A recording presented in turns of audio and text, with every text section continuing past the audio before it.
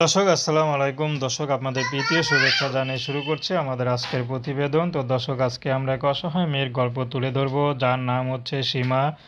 সীমার বিয়ে শাদী হচ্ছে না অভাবে সংসারে, কারণ সীমার মা আছে, সীমার বাবা নেই।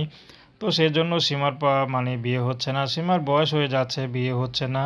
তো সীমার কাজ কাম ঘরে ভালোই পারে, সব কাজ গুছিয়ে রাখে, সংসার পরিপাটি করে রাখে।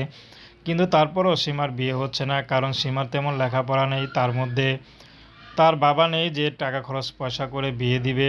তো সীমা এখন ইউটিউবে এসেছেন, যদি ভালো একজন মানুষ পায়, সে বিবাহিত হোক, যে পুরুষ বিবাহিত কষ্টে আছে বা বিয়ে পরও সুখ পায়নি, এখন আবার দ্বিতীয় বিয়ে বসতে চায়, এমন কোনো পুরুষও যদি সীমাকে বিয়ে শাদী করতে চায়, সীমার পাশে সারা জীবন থাকতে চায়, সীমা রাজি আছে। সীমার কোনো ব্যক্তিগত পছন্দ নেই, যে তাকে পছন্দ করে বিয়ে করবে তার পছন্দেই সীমা বিয়ে শাদী করবে।